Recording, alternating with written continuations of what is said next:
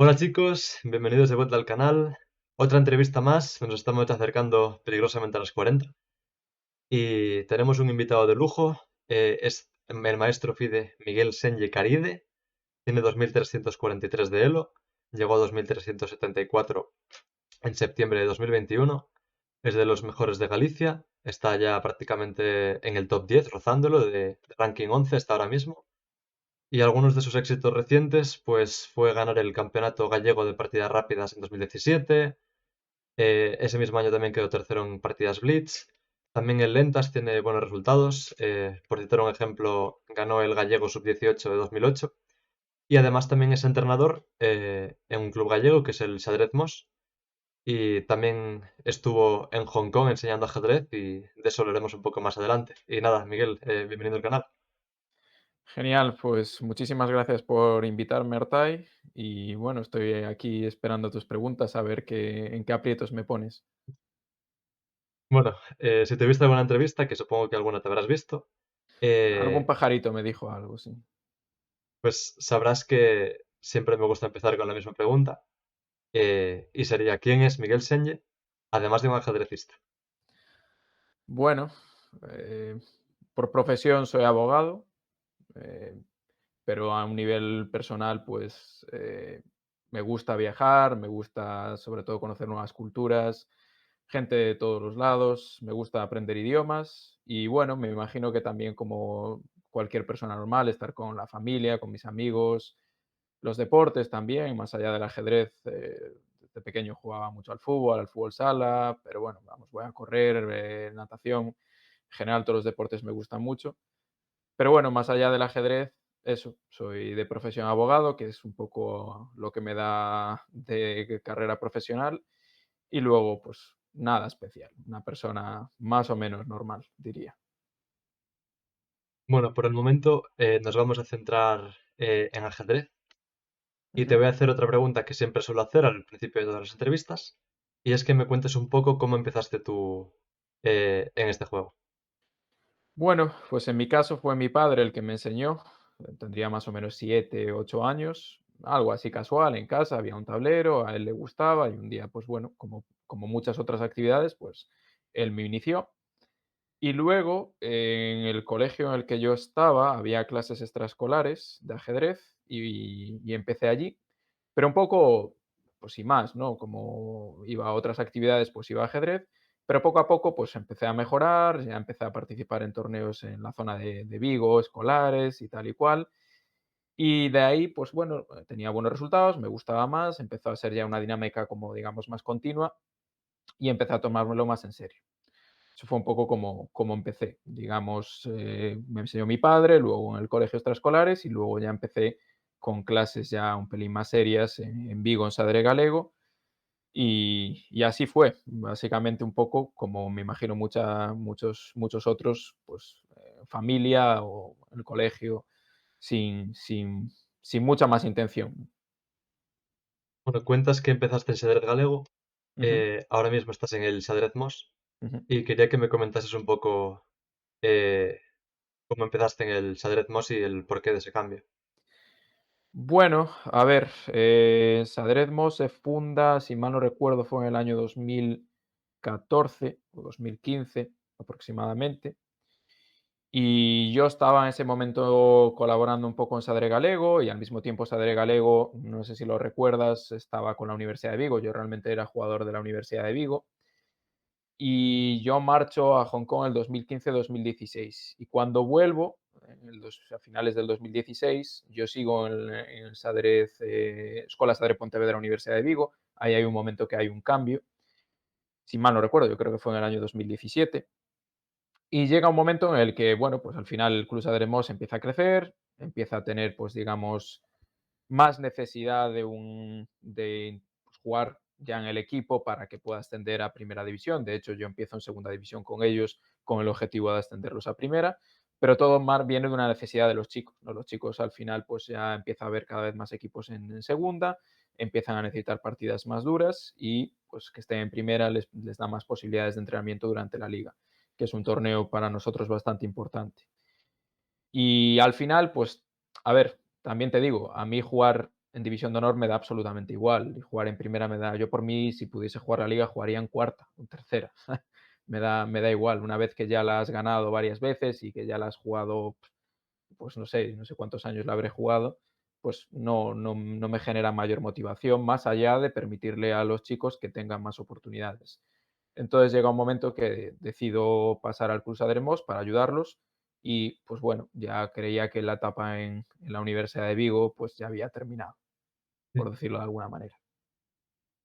Bueno, comentas tu faceta en el Xadrez Mos como entrenador, Ujú, que también comentaba un poco al principio del vídeo que entrenas.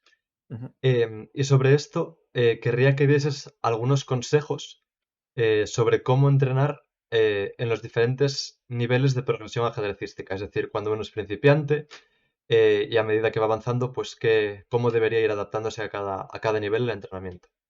Bueno, a medida que el nivel de la clase aumenta o que el alumno pues tiene más nivel, pues los materiales y el nivel de dificultad tiene que ser superior.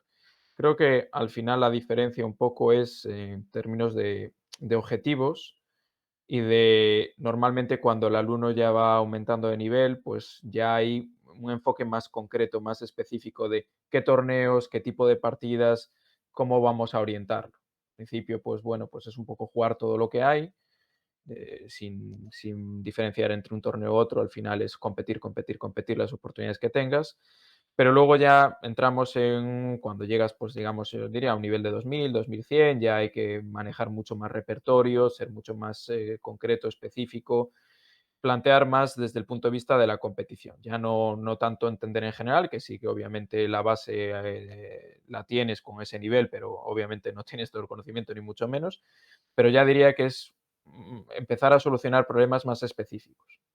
Cuando ya tienes 2 300 pues ya es una cuestión de comprensión, pero ya más detalle. Vas intentando ir, digamos, a puntos más concretos, a detalle, más que un entrenamiento más global. Yo diría que eso es un poco la diferencia.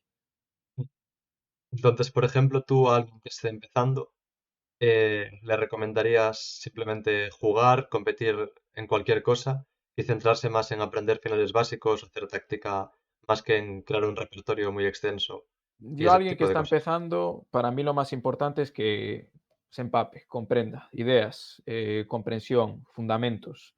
No tanto aperturas, al final, pues sí, vale, pues necesitas un poco de unas herramientas, porque si no, pues al final vas a pasarlo mal, pero no me parece que es importante cuando estás comenzando tener una base con unos buenos cimientos, como si estuvieras construyendo una casa. Y al principio tienes que ir poco a poco, comprendiendo con las ideas, los conceptos estratégicos, táctica, poco a poco, jugando bastante, haciendo muchos ejercicios. Al final es una cuestión también de horas. El ajedrez, como muchas otras actividades, implica horas y al final, pues, por mucho de que seas muy inteligente o lo que quieras, si no le dedicas horas no vas a progresar. Pero sobre todo eso, comprensión, cimientos y no ponerse, no tiene sentido cuando tienes, pues, yo qué sé, 1800 o bueno, ahora se empieza con mucho menos elo, pues con 1500, 1600 pues estudiarte la Pelicana hasta la jugada 25. Pues no tiene sentido para mí. Bueno, comentabas que ya al llegar a tu nivel, los 2300, lo que sería para la audiencia que no esté muy metida en el ajedrez, el título de maestro FIDE equivale a los 2300. Ujú, Decías que al llegar a tu nivel, el entrenamiento tiene que ser mucho más al detalle, mucho más concreto, específico. ujú. Me gustaría que matizases un poco, que profundizases en cómo entrenas tú con tu nivel. ¿Tienes alguien que te ayude? ¿Tienes un entrenador? ¿Qué Yo estoy entrenas? retirado totalmente. Yo juego alguna partida en lichess, intento ver ahí un poco, analizar lo que juego, sobre todo calidad por encima de cantidad. Jugar poco, pero analizarlo bien, intentar mantenerme al día, pero yo ya más o menos como jugador, pues entreno cuando puedo, en los tiempos libres y poco más. Pero sí que, por ejemplo, cuando fue la pandemia, y ahí en el verano de la pandemia del 2020, no, 2020 no, el de 2021, perdón, bueno, aún era pandemia, o incluso aún estamos en pandemia, entre comillas, pues sí que empecé a entrenar para el Open de Mondariz, que lo gané, y hice un buen entrenamiento. Y, y básicamente, pues recuerdo que lo que estuve haciendo fue mucha táctica. Cuando estás desentrenado, pues al final lo notas mucho, el cálculo, la táctica es lo que necesitas para estar ahí un poquito como de puntillas a la hora de llegar al torneo. Pero si tuviese que ponerme a entrenar en serio, obviamente buscaría ayuda de alguien de más nivel, porque es importante que alguien que ya ha pasado las barreras que tú quieres superar, pues que te acompañe, porque al final, pues tiene la experiencia ahí. Pero sobre todo, me parece que es una cuestión de poner las cosas fácil al entrenador. Es decir, ¿qué dudas tienes? ¿Dónde detectar tus puntos débiles? Trabajar sobre esos puntos débiles. Intentar enfocarlo a cuestiones concretas. Pues tienes un problema de repertorio con negras contra eh, peón rey, o tienes un problema en este tipo de posiciones. Me falta compresión en finales de alfiles de distinto color, lo que sea. Pero ya tiene que ser un enfoque vale, tenemos estos problemas, los detectamos, los tenemos, los trabajamos, los solucionamos. Ya es un enfoque específico. Mm. Bueno, ahora, sin dejar de hablar de entrenamiento, pero sí cambiando un poquito el enfoque, Ujú, me gustaría trasladarme al otro lado del mapa mundi, eh, hasta Hong Kong, donde ujú. estuviste, no sé exactamente cuánto tiempo estuviste, creo que sobre un año me dijeron. Sí, estuve un año, bueno, estuve un año allí dando clases de ajedrez y ahora el año pasado estuve otro año, pero trabajando para el consulado y no hice nada de ajedrez. Pero sí, en ajedrez un año allí. Ok. Pues me gustaría ahora trasladarme a Hong Kong, donde estuviste un año enseñando ajedrez. Y pues querría que me hicieses un poco una comparativa de la presencia del ajedrez en la sociedad en Hong Kong Ujú. y aquí en Galicia. Bueno, el ajedrez en Hong Kong está mucho menos desarrollado que en Galicia, hay mucha menos tradición. Piensa que está por detrás del ajedrez chino y del Go, con lo cual a nivel de, digamos, juegos, deportes de mesa, llamémosle, no es popular. Hay muy poca afición. Pero, sin embargo, al mismo tiempo tiene un estatus de élite. ¿Qué quiero decir con esto? Que mientras que el ajedrez aquí lo vemos como algo más o menos normal en Galicia o en España o, bueno, en general en Europa, como una actividad más que puede estar más o menos asociado a ciertos atributos, allí lo tienen como una actividad de élite, una actividad muy ligada a las matemáticas, a la inteligencia, vamos, que nos tienen en mucha alta estima. Entonces, cuando tienes alumnos de ajedrez allí, no es tanto que quieran ser buenos en el ajedrez, no es que quieran convertirse en ajedrecistas. De hecho, es que no hay, para que te hagas una idea, no hay nadie allí que tenga más de 2.300, que sea, digamos, de allí. Otra cosa es que haya residentes de otros países que tengan más de 2.300, pero jugadores locales, hongkonitas que tengan más de 2.300 no existen. Hay no sé cuántos habrá federados, pero no creo que haya más de 200, estará por debajo, estamos hablando de una población de 8 millones. Y el ajedrez, pues los alumnos cuando van al colegio, pues están en esa actividad porque lo que quieren es una actividad intelectual. Entonces, el enfoque es más educativo, es un enfoque más, para que te hagas una idea, en muchos colegios hay el equipo de ajedrez y el equipo de matemáticas y tienen cierto vínculo. Em, Se ve desde otro punto de vista, no es tanto desde un punto de vista como deporte, sino más como una actividad intelectual. Creo que sería la diferencia. Eh, Sacas el tema de ajedrez y matemáticas. Me viene muy bien para una pregunta que te quiero hacer, que es una pregunta muy Ujú, poco común y que no creo que te hayan hecho nunca. A los matemáticos, como por ejemplo el maestro Fide Lucas Aval, que estuvo en el canal, os ujú. dejaré una tarjeta aquí arriba en la pantalla para que vayáis a ver la entrevista. Em, por ejemplo, a él le pregunté la relación que había entre ajedrez y matemáticas. Y tú que eres abogado, no creo que te lo hayan preguntado porque es un poco más extraña. Te quería preguntar si ves algún tipo de vinculación entre el ajedrez y la abogacía. Bueno, la abogacía es resolver problemas, con una serie de normas en un marco concreto, con unas reglas, un procedimiento y el ajedrez es más o menos parecido. Realmente son problemas, problemas, problemas y tienes que encontrar la mejor solución. Al final, yo diría que una de las grandes virtudes del ajedrez es que te permite desarrollar muchas habilidades de toma de decisiones.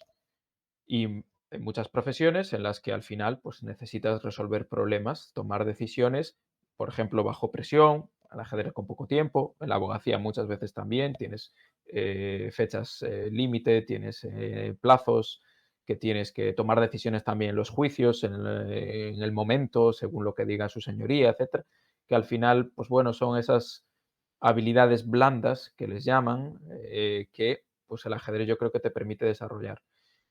Más allá de eso, pues el ajedrez también te permite ser creativo y en el derecho a veces tienes que intentar ir más allá de lo que dice la ley, digamos, textualmente para encontrar soluciones más creativas, diferentes. Entonces, yo creo que sí que tiene relación, es decir, pues las habilidades que te da el ajedrez son aplicables mucho más allá del ajedrez. Y eso es para mí lo que hace que el ajedrez sea tan interesante y tan útil a nivel educativo. Y no hablo con educativo a nivel solamente para niños, sino para adultos. Al final, en tu día a día, prácticamente, vale, tomarás diferentes decisiones o pues voy a ir a comer aquí o voy a ir allá o lo que sea, pero no tienes una actividad en la que todo el rato estás tomando decisiones, evaluando una situación, valorando diferentes probabilidades de éxito, incluso no a corto, sino a medio largo plazo, como vaya evolucionando la partida. Pues eso son skills, son habilidades. Bueno, hablas del ajedrez como em, una actividad educativa muy potente. Ujú. Y antes comentabas un poco, bueno, dejabas intuir que en Hong Kong estuviste enseñando el ajedrez a niños. Sí, Em, Me gustaría que me comentases un poco cómo salvabas la barrera del idioma. no, no había problema porque era en inglés. En Hong Kong se habla fundamentalmente inglés. Y bueno, en mi caso, cuando estaba allí no hablaba chino, ahora ya lo hablo bastante bien, pero todo se hace en inglés. Y le dábamos clases en colegios internacionales, entonces no había barrera lingüística. Bueno, ahora te voy a hacer un par de preguntas de la audiencia. Ya sabéis, chicos, nos podéis seguir en Instagram, es @ajedrezartauro. Y ahí, bastante tiempo antes, o un día o muchas horas antes de cada entrevista, subimos una historia para que nos hagáis vuestras preguntas para los invitados que traigamos. Entonces, de esas preguntas, seleccionaremos un par de ellas y se las haremos al invitado que toque.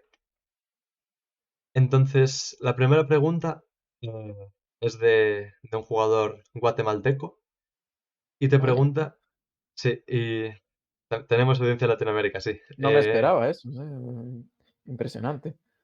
Poco a poco, cada vez nos sigue más gente, poco a poco, pero hay que seguir haciendo bien las cosas. Ujú. Un jugador de Guatemala te pregunta, ¿alguna vez pensaste en dejar el ajedrez? Y te pregunta qué motivó a que no lo hicieses en caso afirmativo. Sí, yo puedo decir que dejé el ajedrez, pues no totalmente, pero sí de cierto modo. Pues, cuando tenía, el último año de su 16 yo ganaba el campeonato de Galicia sub-18, creo, tenía ya casi 2.300 y llegué a jugar ese año el campeonato de Europa, que se hizo en Montenegro. Yo creo que fue el año 2007, si mal no recuerdo.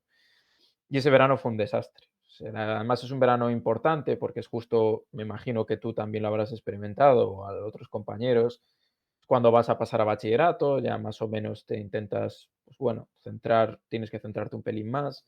Es un año bastante crítico también a nivel de si das el salto para entrar en los programas de tecnificación. Los de antes, no los de ahora, que es otro rollo diferente de la FEDA. Y ese verano yo partía, me acuerdo, empezaba el Campeonato de España de Selecciones Autonómicas con 2.289, me acuerdo, ese era mi elo, y lo acabé en septiembre, o en la lista de octubre, en 2.150. O sea, fue un desastre. Con K15. En aquella época no había K20, ni teníamos K40 los menores de 18, era K15.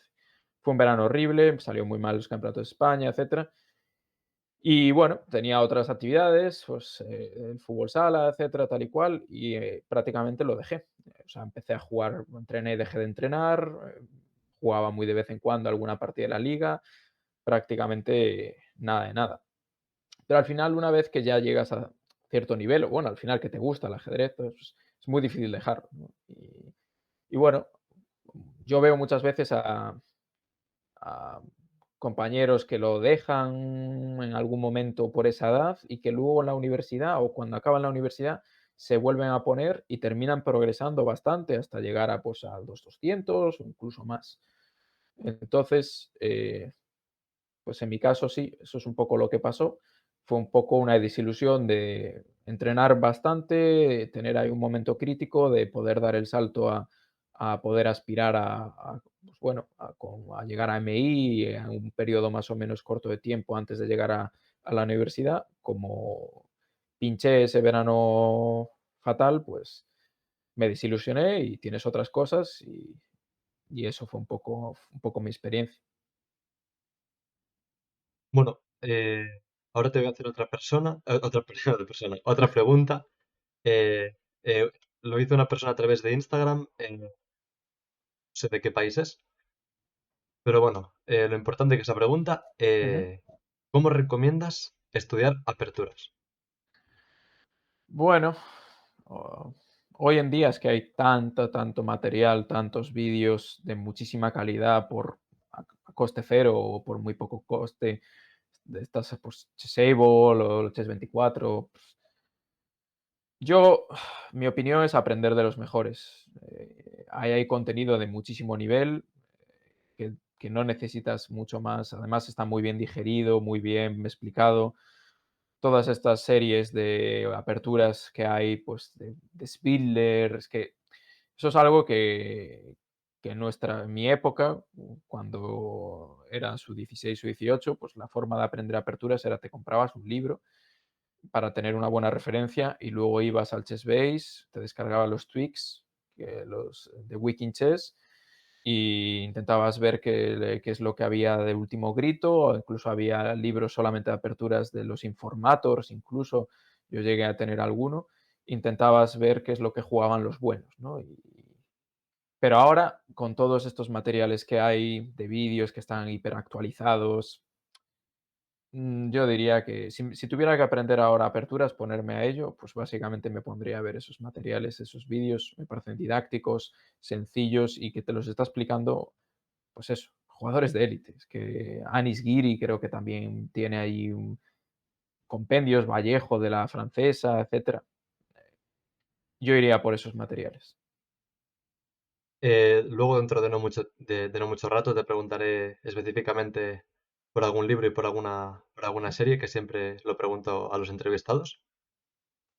Pero ahora te voy a hacer una pregunta de un jugador de tu club. Eh, Bueno, mal vamos. lo voy a mantener en el anonimato. Pues eso Te, está mal. te pregunta, ¿qué se siente al entrenar al mejor de Pontevedra? ¿Qué se siente al entrenar al mejor de Pontevedra? Pues no sé, la respuesta es que está mirando demasiado, no sé, muy poco aspira ese jugador, ¿no? Es decir, si solamente aspira o solamente, pues digamos, de lo que está orgulloso es de ser el mejor de la provincia, pues mal. Le diría que tiene que mirar más allá, intentar.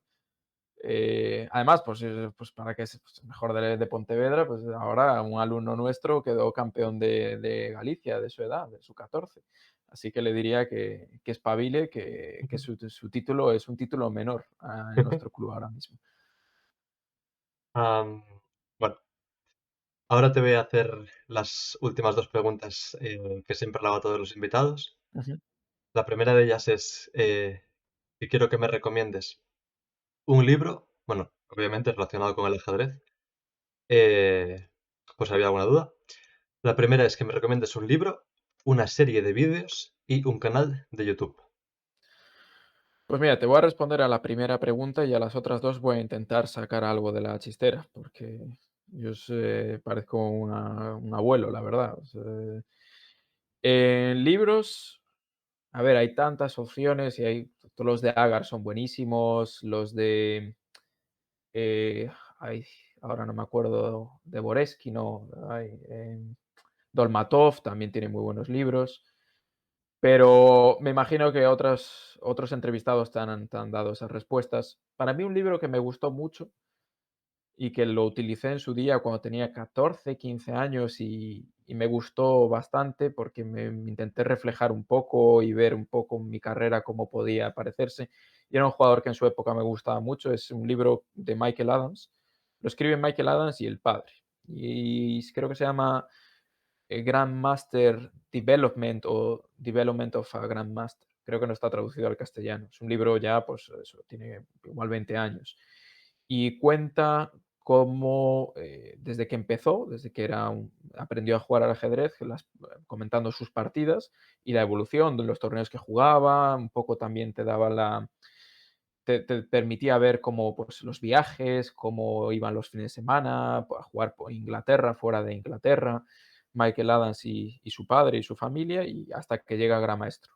Y, y creo que es interesante ver cómo de la propia, no solamente del jugador, sino también de su familia, porque al final para llegar a esos niveles, pues, los padres, la familia, tienen que hacer un esfuerzo muy importante. Sin ese apoyo pues, es casi imposible y ver cómo la evolución, ¿no? Cómo va enfrentándose a jugadores más fuertes y cómo él también lo vive y los torneos.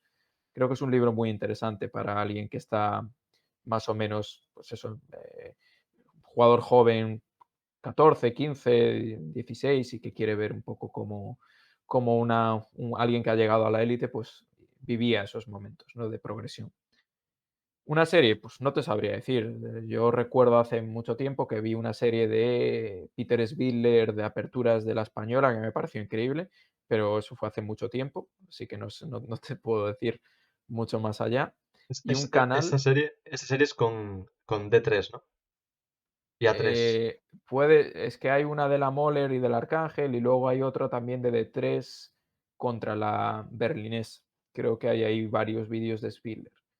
Pero, yo esos vídeos los vi hace ya bastante tiempo, o sea, igual están desactualizados.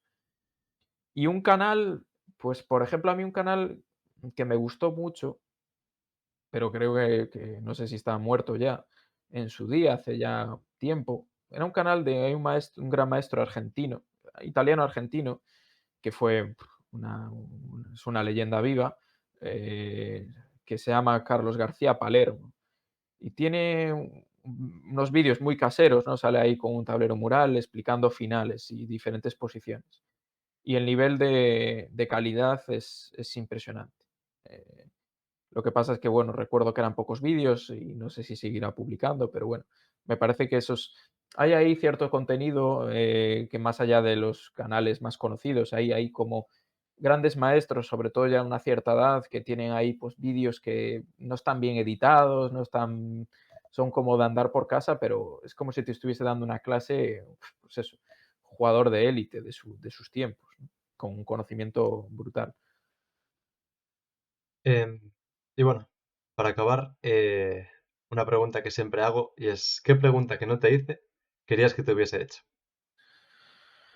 Pues Mm, no lo sé, es decir, quizás cómo mejorar el ajedrez, ¿no? Es decir, yo me imagino que tú estás haciendo esto y la otra persona que está también detrás del canal, me imagino que uno de los objetivos es mejorar el ajedrez, ¿no?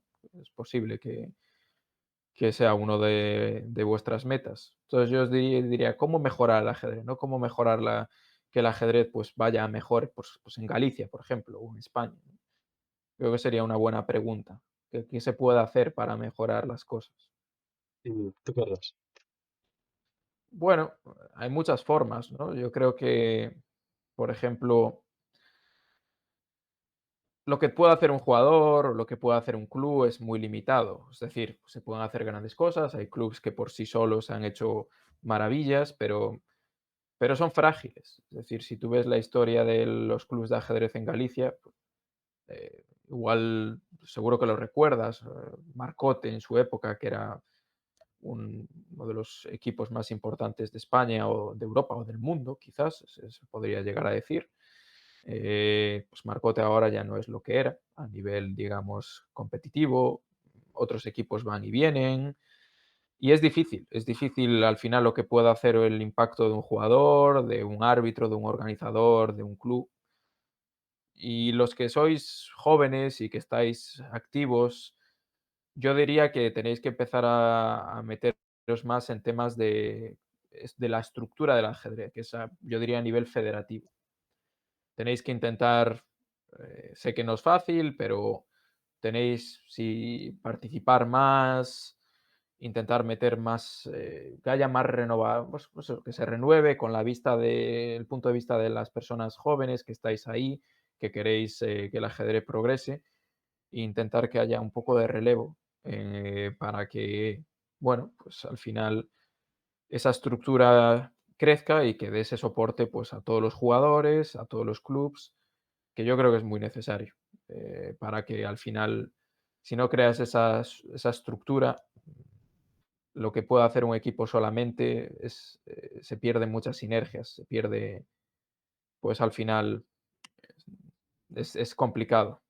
Yo diría que intentar los que estáis intentando que el ajedrez vaya más esté progresando, que vaya mejor, pues involucraros más en ese tipo de estructuras.